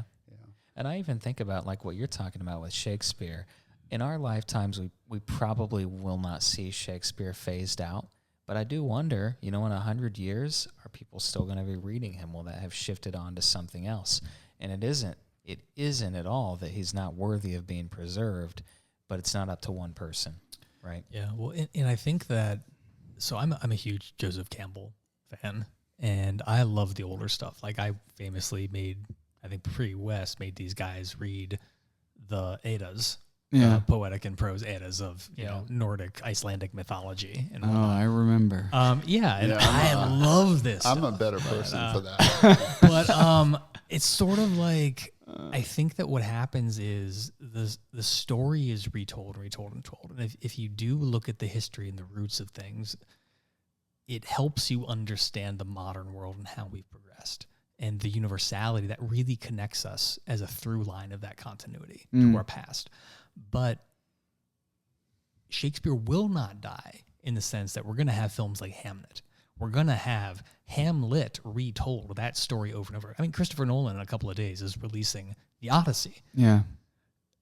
This is a 4,000-year-old story, basically, right? That has captured hearts and minds and has been retold over and over and over. I mean, this is Joyce retold in Ulysses, and we have this story that permeates our culture because it taps into something deeper. And I think that's the power of art. That's the power of literature. And anything that hits on that will be reused and resurfaced, but it will be done in a different way to translate it into a modern language. Is it the story that makes it powerful, or is it the way it's told? Yes. Can you separate the two? Can you really separate the two? I don't know. Because the story is the story. There's only so many of them. Right? Yeah. Well, let's move on to another question here. The reader might assume Corin is right, that the manuscript is important. But why would a reader assume this? We're never given any objective evidence. No scholars examine it. No historians authenticate it. No one else even reads it. The only person who insists it's one of the great discoveries in history is Corin. And Corin is clearly mentally unstable. Is Krasznahorkai deliberately refusing to answer that question because the author isn't really asking whether the manuscript has value? It's asking why human beings feel compelled to preserve anything. Why do museums exist? Why do archives exist? Why do libraries exist? Why do we write books? Why do we record podcasts if we want to hit a little closer to home? Right. Every act of preservation carries within it a claim. This matters. Yeah. I think it gets at what you were saying, Scott. Like, I'm like, the through line there is like, we have a fundamental belief that stories matter. Mm-hmm. And so we'll like fight to preserve them. But we don't just preserve stories. Like, I guess this is a bigger question than that. It's a question of, like, you have preservation societies that preserve homes and buildings. Yeah. And, we have museums that preserve artworks and artifacts, and you have, museums devoted to farm equipment. But you don't think all that is rooted in story in some sense? Like all of this preservation efforts but what is the desire to preserve things in general? Where does that come from? What are we trying to do? It's that connection of continuity to the past, to the future. And I think that brings it to another level. I think when we started this podcast, we were talking about it. Hey, even if 0 people ever listen to this, it's still sort of a record of getting together. It causes us and helps us kind of focus a little bit more. And so, well, and like Corin, it has added a little bit of meaning to our lives. And that is, exactly. So maybe the manuscript's value isn't really the point at all. Maybe Corin needs to be important. Maybe it gives him purpose. It gives him a mission. It gives structure to a life that otherwise feels directionless. Without the manuscript, Corin is simply another lonely man drifting through the world. With it, he believes he's carrying the fate of civilization in his briefcase. So maybe the real preservation isn't the manuscript, maybe it's Corin himself. Yeah, and I think that's a really interesting kind of flip there. because it doesn't suggest that by us doing this podcast, we're egomaniacs who believe that we're going to someday it kind achieve of does. We are. I mean, but it's, Kevin, of course, but Sure. but sure. I You all think- just agreed. Sure. Clearly. No, but in truth, I think we all have the humility and the sensibility to recognize that this podcast is not going to win the International Podcast Award or whatever, something. We're that huge in Germany. Right. We're not going to get free tickets to the World Cup because we make this podcast. But at the same time, we do things like this because it gives our lives a little bit more meaning. And we have all kinds of things in our lives that provide meaning. Like if your relationships, your children, your family, your career, your hobbies. And this is one of those other things that we do that we look forward to. We put some work into it. It provides some direction to our lives. It provides some ways to fill our days in a way that we feel is worthy of investment. And that's valuable, it seems like to me. Otherwise, you're just sitting around, right? And just sitting around is no life, it doesn't seem like. Yeah. Yeah, and I haven't really engaged in this a whole lot in the last couple of years, but even when I was writing reviews on Goodreads, it's not that a lot of people ever read those. I think I had one review take off a little bit and get 40 some likes on Goodreads. All right. Not a whole lot really in the grand That scheme. must be our German audience. It could be. But I think that for me, like you said, it was the act of engaging a little bit more deeply with what I had read. It was cementing it more in my own memory and feeling like, oh, actually, I had something to say about this. Yeah. I didn't just say, I like this book or this book was a masterpiece. I actually took something out of the text, I applied it, and I synthesized it to the best of my ability. And so I think being able to engage a little bit more deeply with what we read, which I think we do decently, pretty well on this podcast, that creates meaning too, right? So by doing this, we're preserving something even for our very small audience. I think Kevin joked about our tens of listeners. Dozens. Even that might be something of We have of 90 exaggeration. followers. Okay, 90 followers, yeah. Thank you all 90. But We'd like to thank each and every one of you. Thank you, follower one. You matter. But everything you just said, it could be said of Corin, right? I mean, that's the point. Like that maybe his engagement with this manuscript is maybe the more important outcome. Well, he's suicidal, Yeah. and then he finds a purpose to continue existence. And what it does on a really basic level, it extends his life by a month, which I'm like, which is a month. Which is a month, yeah. And I think about at the end with Isaiah has come. We don't know exactly how far that predates what's happened, but we do know that he was suicidal then, right? Yeah, he was gonna kill himself, and I kind of thought he was gonna do 5 wounds, and almost like the way Christ had 5 wounds. Yeah, The he was going to do And the final wound happened. But I think it's interesting because, we're talking about this preservation. And I think in many ways the book that was a central theme. It was about building the Tower of Babel. It was about constructing the edifices of New York City as the ultimate example. And prophetically, a couple of years before 9/11. In that when we build these towers, when we build these manifestations that are in this prominence of construction, of human experience and thought, they all come crumbling down. And when he was going back to these mythological stories, it started with potentially Atlantis and people washing up shore and the Santorini Cretan eruption and the fall of Hadrian's Wall, the bubonic plague, and all these different elements. But guess what? We know about all those things. We still have the story. The stories have survived, even if the disaster itself crumbled. Yeah. And so just like that cigarette crumbling into the ashtray, we still have the remnant of the filter. We still have the experience of the smoke that would not leave him and engulfed him.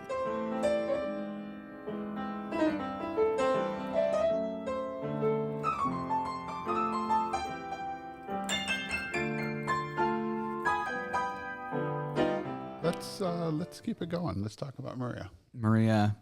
All right. Well, she's arguably a slave. that was rescued by Sarvari from, destitute poverty. That word bothers me to call her that, but I can see how it fits. I mean, she feels trapped, doesn't she? And she is completely controlled, right? She doesn't seem to have. She seems to be completely under his power, and he definitely abuses and rapes her. And that scene is explicit and is awful. It was also very, he said something about she didn't have the proper documentation to be there legally, but she's Puerto Rican. Yeah, which is weird because she does have the door. So I think he might have convinced her of that. Right. Because I actually looked at, and you seem to already know this, but I looked that up, to see can a Puerto Rican actually be an illegal immigrant or undocumented. Bad Bunny is a U.S. citizen. Right. Right. Exactly. Puerto Rican. If you didn't watch the Super Bowl, now you know. But I think we hinted at this earlier. But I think the broader discussion of our Corin's failure to intervene in a meaningful way in Maria's life, while he's doing what he believes to be the more important work, saving the manuscript for the good of humanity.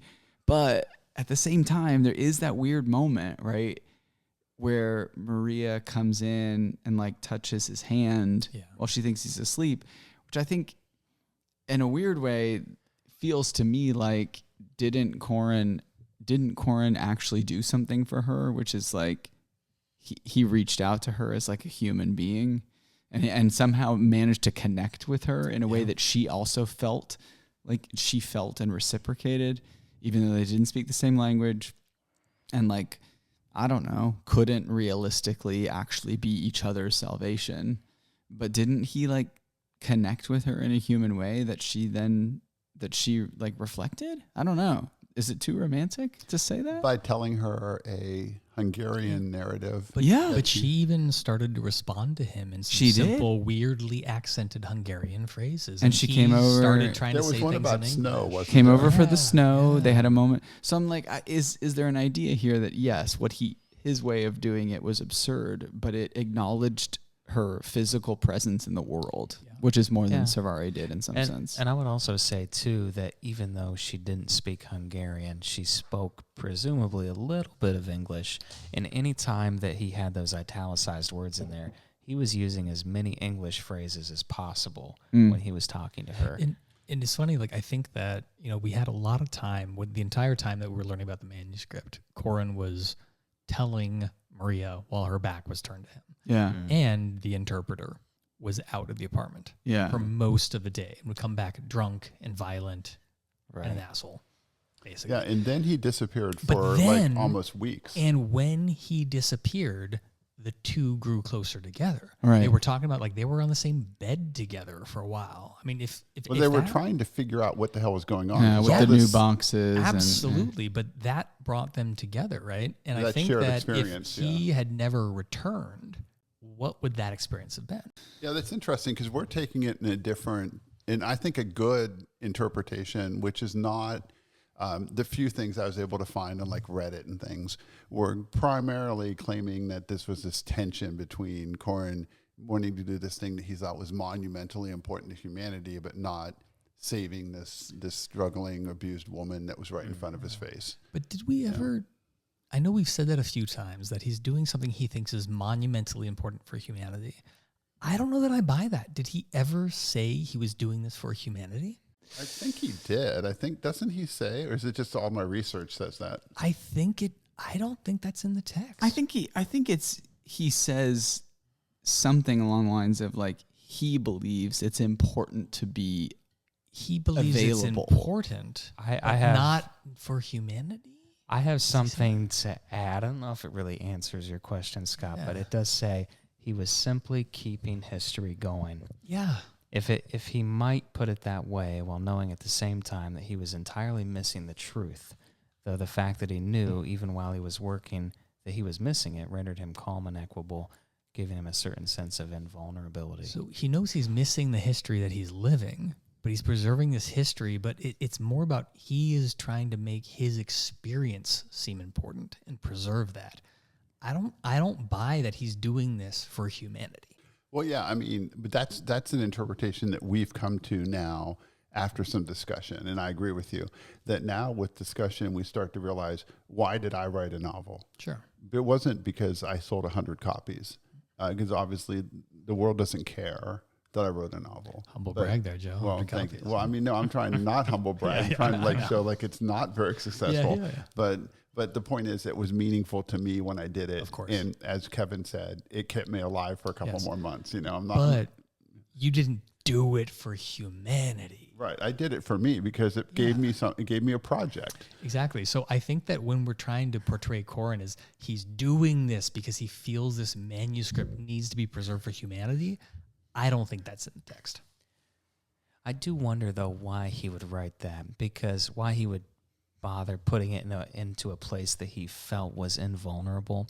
Because I think with my own experiences of art where I think it's really important and really valuable, and maybe this is more about me than about Corin, but my tendency is not to think, how can I preserve this? How can I get more people engaged with this art? But you do preserve it. You have a very selected library in your house, right? With its climate I preserve control it for myself. Right. Like you want those books to stay in really good condition. Right. But you're not doing that for humanity. I'm not doing it for humanity, but I'm also not putting it onto the internet. Right. Yeah. So let's make one final comment here about style, because honestly, it's really hard not to talk about style. Apparently, as Wes said, this is in some other books. With the exception of the last chapter, each chapter is made up of numbered sections, and each section is made up of one long, spiraling, rambling, disjointed sentence. Some people speculate that this style creates an experience of Corin's mind. You're not simply reading about obsession and anxiety, you're trapped inside it with him. Of course, the novel we read is a translation, and we can only assume that these long sentences are also unusual in Hungarian. So my question to the group is, does the style work? And when I say work, and does it enhance the work, or does it just seem like kind of a playful thing that the author's doing? So what do you think? Would it be the same novel in conventional sentences with conventional grammar? Yeah, this question is interesting because it gets at the heart of like some people's recoil against some of the stylistic oddities of postmodernism. Because my inclination, which to be true, was also present in modernism as well. Like Faulkner wrote in really long sentences also. Right. And I think I'm stuck on the idea that I said earlier, which is like, other than the fact that he omits periods, it still reads like normal narration, so to speak. I mean, I could go through my copy of the book and I could tell you like where a period should go. And so I think in that sense, I think that's where I struggle a bit, where I'm like, it sort of feels like it doesn't serve too much of a purpose other than he's chosen to do something that's different, like Cormac McCarthy with the dashes instead of the quotes. Like, what does it accomplish? The same thing. Other than just being like a little, here's a little thing I've decided to do. It's like a rejection of convention. I think, Wes, you were saying you're the only one here who's read something else by this author, correct? Right. And you were saying that the style was very much the same. Right. Yep. So that would make me conclude that this is this is the medium in which the author is working. Mm-hmm. So choosing oil painting over watercolor, if that makes sense, as opposed to something that's necessarily significantly tied to this particular work itself. Yeah, I agree with that. I think that this story probably could have been told in a different way effectively, but then it wouldn't have been Krasznahorkai, because this is how he writes. And I would suspect that if we would continue to dive into his oeuvre, into his canon, that probably most of what he wrote is like this. But I think it also, that being said, it works really well for sure through the lens of someone who is psychologically different. Someone who is a little bit what we would say crazy, because it's that fluidity of connection to something else and not a direct linear reality that we claim is sanity, so to speak. And so you have that cluster mentality built into the language. Because what it's saying, based on your interpretation, which I think is really good, is a person who's not severely mentally ill can listen to a person like Corin and listen to them rambling, and then we can make sense of what they're saying, even though they're not saying it in a conventional way. And that points to what Kevin said. It wasn't hard to read this, even though there weren't periods. we inserted the periods naturally with the pauses where they needed to be. In fact, I think you mentioned you didn't even notice. I didn't even notice till several chapters or sentences in. Yeah. And when I read Satantango, Scott, I had a similar experience where, with this one, I noticed it immediately because I thought, oh, I've seen this before. But when I read Satantango, I felt the same way. It was like, oh, hang on a second. Were there no periods? Have I been reading this for a while? Yeah. No periods? Yeah, you know? Exactly. And with sentences numbered, basically, is what this is. Yeah.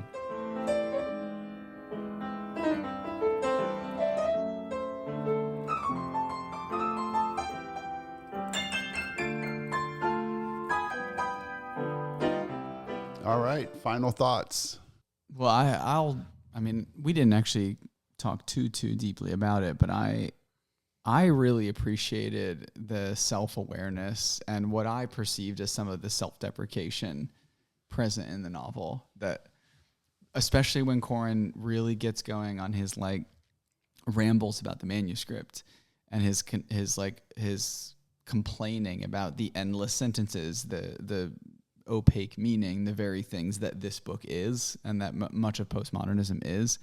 I thought that was really, really fun, and that showed like a playfulness in the author that ties into this whole larger conversation about how do we ascribe value and meaning to art, something that like is subjective and means different things to different people. So yeah, that was probably the biggest delight of this book for me, is just the self-deprecating kind of satirical self-awareness of like the limitations of the art form. Yeah. In fact, Kevin will only be reading War and War for the foreseeable future. He's going to continue to reread it. He is getting a laptop and a website, and he's going to be copying it to upload it. It's funny he's that you putting say it that. into Hungarian. I'm taking an explicit break from postmodernism, Nice. so I'd like to announce that publicly. I'm going to take some time off. Well, one thing for my final comment, I have two. The one, I mean, I think it's obvious, and maybe it's not. Maybe it's just me who thinks this is obvious. The title, War and War, is a play on War and Peace. Yes. Yeah. I mean, and he's basically saying because the manuscript that he finds, that people are searching for peace, and it continues to end with catastrophe and war, and they're time traveling and things like that. But overall, I think now that I'm putting a lot of thought into why I like this novel so much, I'm starting to continue to land on the idea that Corin is a Don Quixote figure, and this kind of, very convinced and very passionate person who also the world sees as somewhat crazy. Yeah. And I am drawn to those kinds of characters. Yeah. I wonder why, Joe. Yeah, maybe. I really enjoyed this one too. Like I know I'm kind of harshly critical of a lot of postmodern stuff, but I really liked the self-awareness of the way that the medium in a specific language carries a narrative, and actually you can't separate those two things, and how this novel was very self-aware, and how that was really kind of central. And when that language and when that continuity crumbles, everything else does too. And I really like that part, the playfulness and the cleverness of it. I guess to throw in my 2 cents, a couple things stand out to me from this before our conversation. One, the idea that I've already mentioned, that we don't get to choose individually what is preserved, and that our efforts toward that are probably going to be abortive. And then secondly, I thought it was really cool how the manuscript, we see these characters who are in these watershed moments. They're looking for peace, and they're seeing that it's very fleeting, or at least we know that it's fleeting as the readers. And I also think that Corin himself is paralleling this, right? He's looking for peace. He's constantly seeking some sort of equilibrium, and he just can't find it. And even at the end of the book, I think there's like a final moment where he's trying to separate himself from the 4 characters, and maybe preserve his own life, possibly. He wants to be rid of them, but we see that he can't find peace either. So I like the idea that Corin's life and his troubles, he's looking for peace, they're looking for peace, and I just think the way that those parallel each other is really cool. So those were kind of my takeaways before we met, but I really enjoyed the conversation about the experience of art which I think is definitely in there, but not something that I was thinking about a lot while I read the book. So as always, I thank you guys for your insights. Kind of jump on to what you just said there. He also kills himself in front of an art exhibition of fragile homes, fragile igloos, these domes. Construction. Right. Yeah. Fragile. And this idea that these things are they feel like they're safe, a place to go for safety, but they're going to collapse very, very quickly. And I think importantly, he realized that he couldn't disconnect himself. He was going to go out on a lake and leave the four behind before he went on with his story.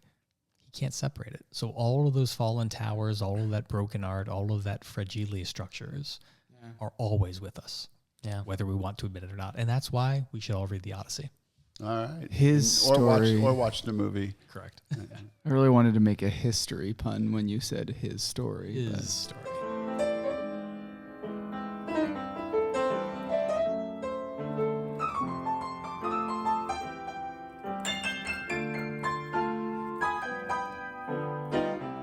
All right, Kevin, you have our next pick. What's in store for us?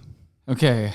Is it postmodern? It is not. No. You listeners out there, you can count on me every now and then to provide you with just like a good old normal book, you know. No, I was on the fence, but I actually this discussion has pushed me towards the next option, because I think it's going to pair really nicely with this idea of from what I understand, this idea of like what can an individual do.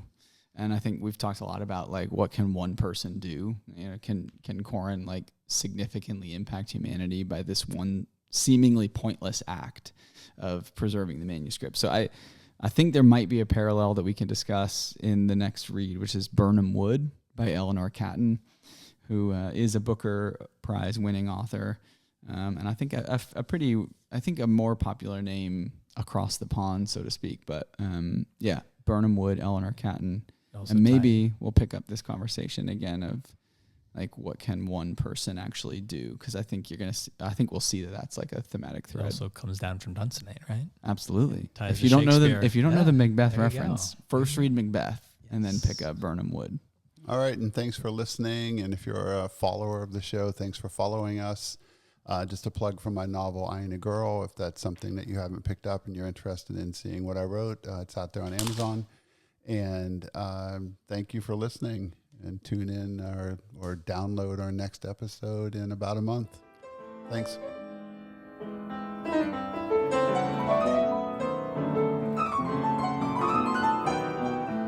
Hey there, podcast family. If you love what you hear on Literary Ramblings, then don't miss out on the chance to join our growing community.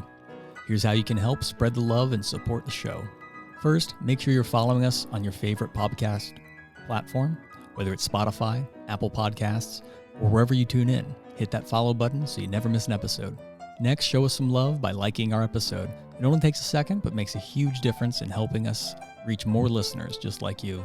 And finally, if you enjoy a particular episode, share it with your friends, family, and colleagues. Word of mouth is powerful, and your recommendation could introduce someone new to the podcast they've been searching for. Remember, the more followers, likes, and shares we get, the more amazing content we can create for you. So join the conversation and help us grow by following, liking, and sharing Literary Ramblings today.